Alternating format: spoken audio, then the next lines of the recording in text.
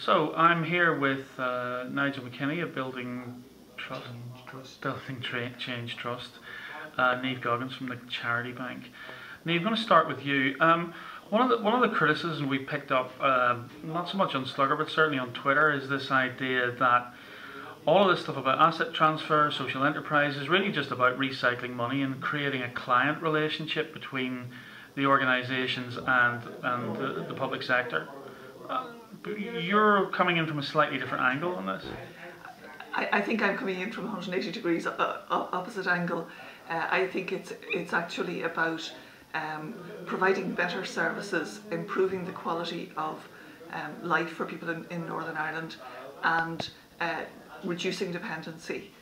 It's not a case either of saying here we are where the voluntary community sector gives a handout, or of saying there's an empty building, give it to us.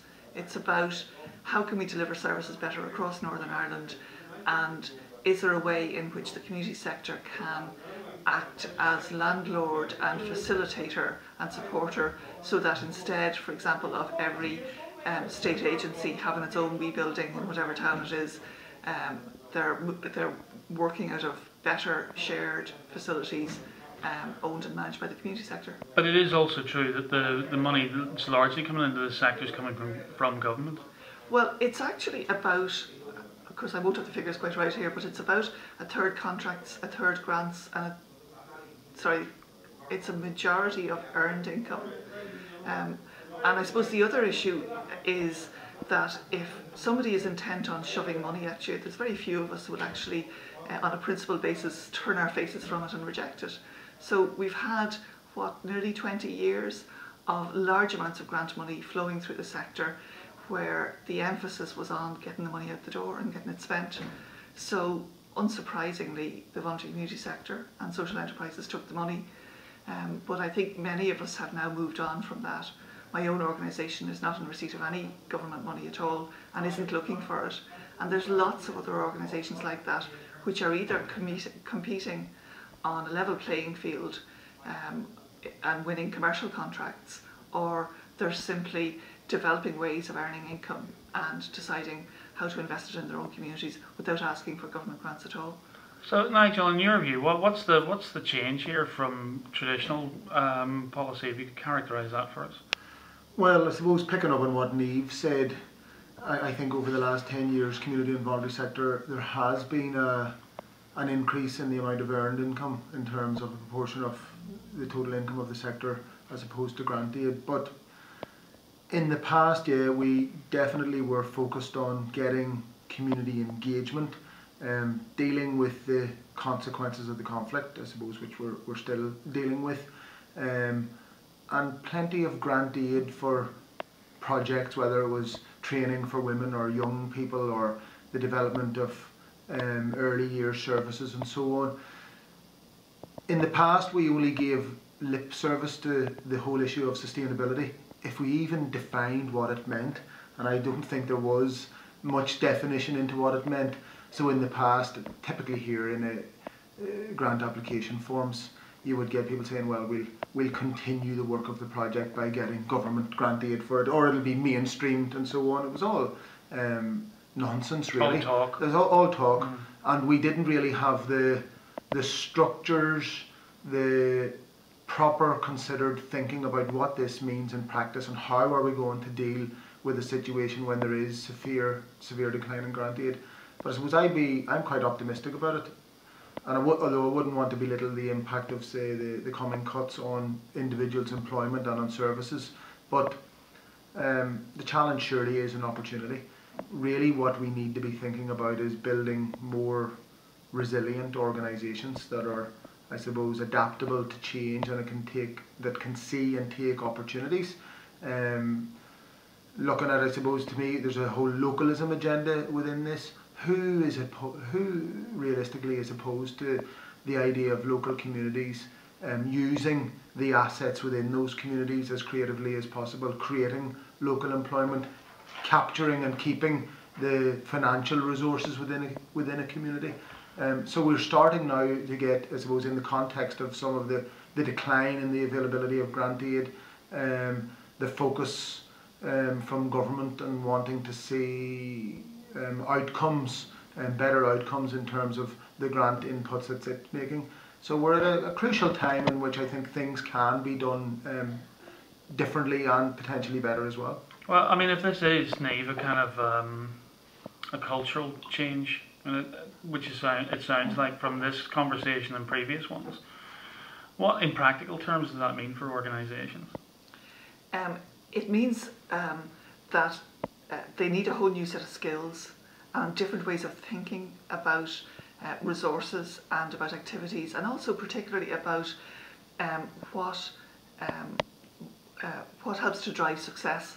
So, for example, we've had years of the poor mouth where you got funding by showing that you were poorer than your neighbouring area and more helpless and less able to do stuff, and we're moving to what I have a colleague who calls that stump waving. Yeah. Stump waving.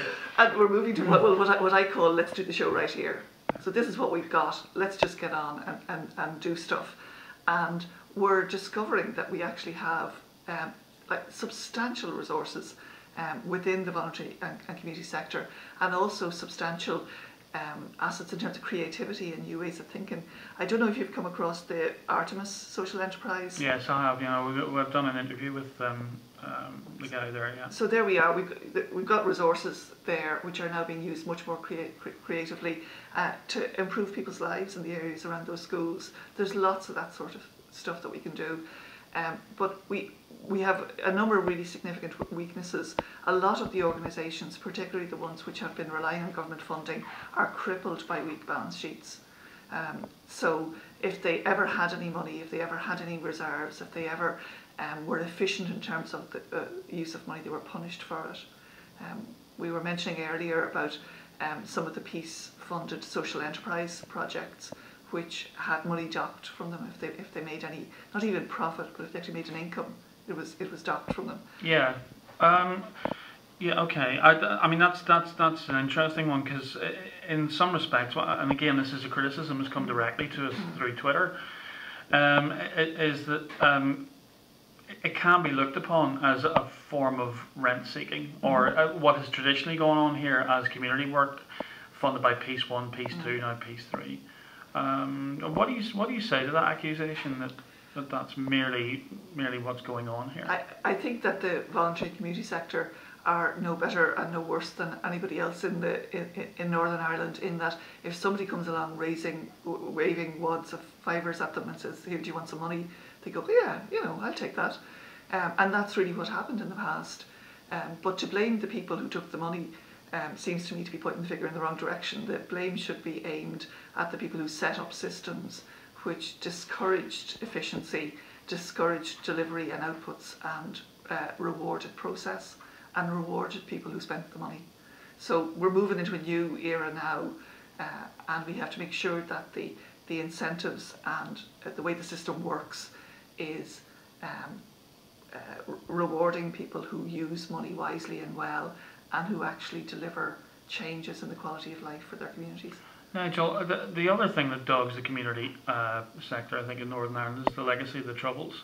Something that's noted to in the Roundtree research is the idea that somehow this has confined people, or money has been spent kind of unwisely towards those who could process rather than people looking to change outcomes. Yeah, I think it's interesting in that, well, one, we have maybe 7,000 plus community and voluntary organisations in Northern Ireland, right from the small volunteer-led residence groups to large social enterprise delivering public contracts. So, for example? Well, if you look at the Bryson Group and the recycling work and the care services, organisations like Extra Care, huge organisations employing hundreds of people delivering services, right down to within villages, the local village association that's maybe running arts and crafts on a Saturday morning for children and young people, or Christmas fairs and the like of that. But so the conflict, I suppose, defines Northern Ireland, but not all community and voluntary organisations work in the context of the conflict. So I tend to think that in some of the public debate, people make maybe lazy assumptions that everything is about resources for former paramilitaries, or for victims and survivors of the conflict. Important as that work might be, but it doesn't define all of the work here, and neither should it.